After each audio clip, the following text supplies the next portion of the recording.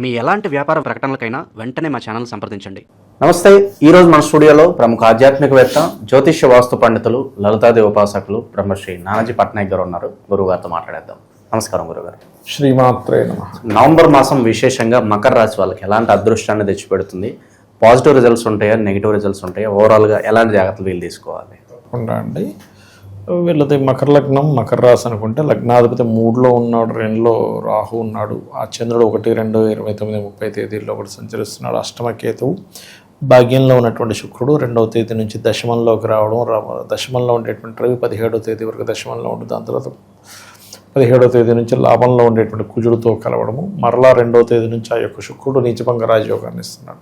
So ఈ యొక్క గ్రహస్థితిని అనుసరించి అసలు ఏమి జరగనుంది, ఏ విషయాల పట్ల వీళ్ళు చాలా కేర్గా ఉండాలి, ఏ పరిహారం చేసుకోవాలనేటువంటి అంశాలు చెప్తుంది నేనైనప్పటికీ కూడా చెప్పిస్తుంది సాక్షాత్ లలిత అమ్మవారిగా భావిస్తూ, ఫస్ట్ ఆఫ్ ఆల్ వీళ్ళకి ఎప్పుడైతే లగ్నాధిపతి 3లో వక్రించున్నాడో కొన్ని అగ్రిమెంట్స్ అనుకోండి, కొన్ని పనులు చేద్దామనుకున్నవి కొంచెం మళ్ళీ ఎందుకో ఇప్పుడే కాదులే అనేటువంటిది కొంత పెండింగ్ పెట్టుకోవడము, కొంచెం మళ్ళీ దాన్ని పోస్ట్పోన్ చేయడం అనేటువంటిది జరుగుతుంది. కాకపోతే వీళ్ళు ఎట్టి పరిస్థితుల్లో కూడా ధన సంబంధించినటువంటి అంశంలో 1, 2, 29, 30 తేదీలు చాలా జాగ్రత్తగా ఉండాలి. అందులో ముఖ్యంగా జీవిత భాగస్వామి, లైఫ్ పార్ట్నర్ ఉంటారు కదా, వాళ్ళకి సంబంధించిన వ్యక్తులకి ఏదైనా ధనం సంబంధించిన విషయంలోని, అలాగే వీళ్ళ జీవిత భాగస్వామి 1, 2, 29, 30 తేదీలు కాస్త జల ప్రదేశాలు వెళ్ళినప్పుడు కూడా జాగ్రత్తగా ఉండాలి. ముఖ్యంగా వీళ్ళేమో ఫైనాన్షియల్ విషయంలో, వీళ్ళ జీవిత భాగస్వామి ఏమో ఈ జల ప్రదేశాలు వెళ్ళినప్పుడు జాగ్రత్తగా ఉంటే సరిపోతుంది. మరి 2వ స్థానంలో రాహు ఉన్నాడు కదా, ఫైనాన్షియల్గా గ్రోత్ రావాలంటే కూడా దుర్గా అష్టోత్తరం చదువుకోవడము, లేదా ఓం దుమ్ దుర్గాయ నమః అనే నామస్మరణ చేయడం చేస్తే చాలా మంచిది. అంటే ఎనీ మనీ రూపాయి వచ్చినా రూపాయి ఇచ్చినా కూడా దుర్గాదేవిని తలుచుకొని కనుక చేసినట్లయితే ఖచ్చితంగా వీళ్ళకి లైఫ్ అనేటువంటిది చాలా చాలా బాగుంటుంది.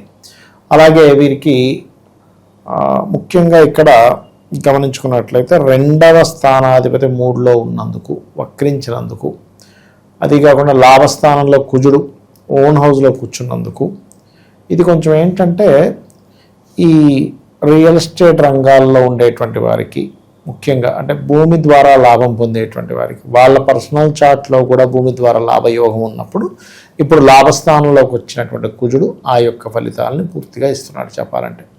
అలాగే లోన్స్, హోమ్ లోన్స్ అనుకోండి, గృహం కోసం అనుకోండి, అందులో పర్టికులర్గా బిజినెస్ లోన్స్ ఉంటాయి. అంటే ఒక పెద్ద ఫ్యాక్టరీ నిర్మిస్తున్నాము, బిజినెస్ లోన్స్కి చాలా బాగుంటుంది ఇప్పుడు ఉండేటువంటి గ్రహస్థితి. ఎందుకంటే ఇక్కడ ఈ 4వ అధిపతి కుజుడు లాభస్థానంలో ఓన్ హౌస్లో ఉన్నాడు, ఉంటూ అక్కడి నుంచి 6వ స్థానాన్ని చూస్తున్నాడు. ఎప్పుడైనా సరే అలా చూస్తున్నప్పుడు ఇది లోన్స్కి వర్తిస్తుంది. అలాగే ఈ గురువు ఎప్పుడైతే 12వ తేదీ నుంచి వక్రిస్తాడో, 7వ స్థానంలో ఉండి వక్రిస్తాడో, లోన్స్ రావడానికి అక్కడ యోగిస్తుంది. అయితే వీళ్ళు ఏదైనా వివాహ సంబంధాలు, ఎందుకంటే వివాహ స్థానము అనేటువంటిది ఉంటుందండి ప్రతి ఒక్కరికి కూడా, అది 7వ స్థానం.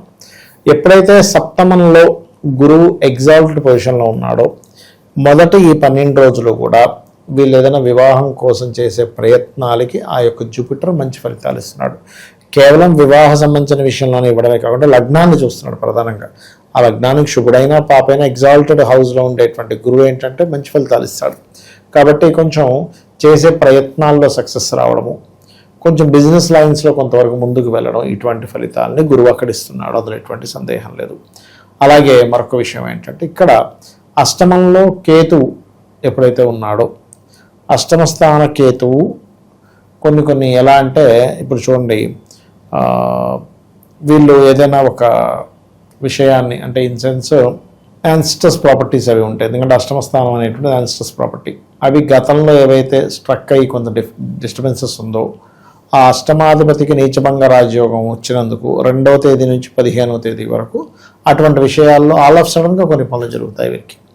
అలాగే అది దశమంలో ఉండేటువంటి రవి కాబట్టి ఇంకా ప్రమోషన్స్ విషయంలో మనకి హోప్లెస్గా ఉన్నాము, ఉద్యోగ సంబంధించిన విషయంలో ఏమవుతుంది ఏంటో అనుకునేటువంటి వారికి 2 నుంచి 17వ తేదీ వరకు, అంటే కరెక్ట్గా ఈ 15 రోజులు వీళ్ళు కెరియర్ రిలేటెడ్ జాబ్ సంబంధించినటువంటి విషయంలో వీళ్ళు పర్ఫెక్ట్గా కనుక ప్లాన్ చేసుకుంటే ఖచ్చితంగా బాగుంటుంది అనేటువంటి చాలా స్పష్టంగా చూపిస్తుంది. ఇక వీరికి ఫైనాన్షియల్గా అయితే ఇందాక నేను చెప్పినట్టుగా కొంచెం ఫారెన్ రిలేటెడ్ యాప్స్ మూలంగా సాఫ్ట్వేర్ రిలేటెడ్ మూలంగా ధనయోగం అయితే ఉన్నాయి, అందులో ఎటువంటి సందేహం లేదు. అలాగే సంతానం కోసం ప్రయత్నం చేసేటువంటి వారికి కూడా కొద్దిగా స్ట్రెస్ ఉంటుందండి. ఎందుకంటే ఎంతైనా కూడా మనకి మకరం వారికి సంతానాన్ని ఇచ్చే కారకుడు శుక్రుడు అవుతున్నాడు. ఆ శుక్రుడు ఇక్కడ ఏమవుతుందంటే రవికి ఇస్తున్నాడు నీచభంగ రాజయోగాన్ని, కానీ ఆయన ఏం గొప్పగా ఎలివేట్ అవ్వట్లే అక్కడ.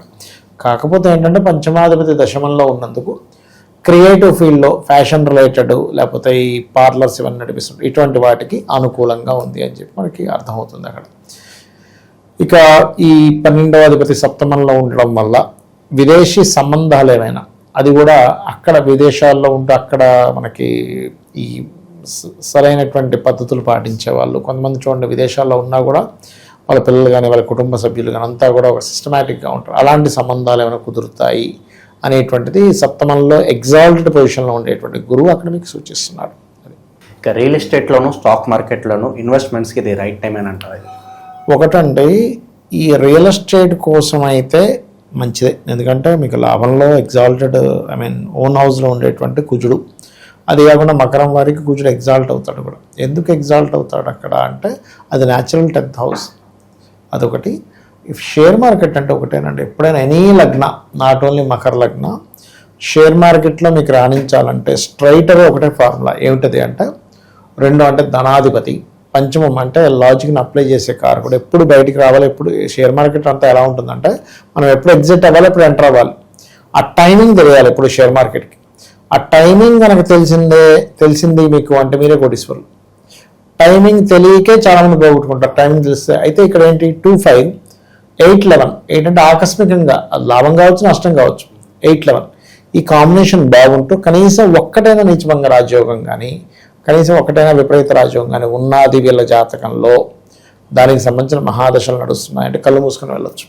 అది చూసుకోకుండా కేవలం గోచారంలో ట్రాన్సిట్ వచ్చిందండి వీళ్ళకి కాబట్టి వీళ్ళకి షేర్ మార్కెట్లో వస్తుంది అని గుడ్డిగా వెళ్ళకూడదు. ఎందుకంటే షేర్ మార్కెట్ మనకి ఎన్ని కోట్లు ఇస్తుందో అదే రేంజ్లో కోట్లు కూడా పట్టుకుపోతుంది.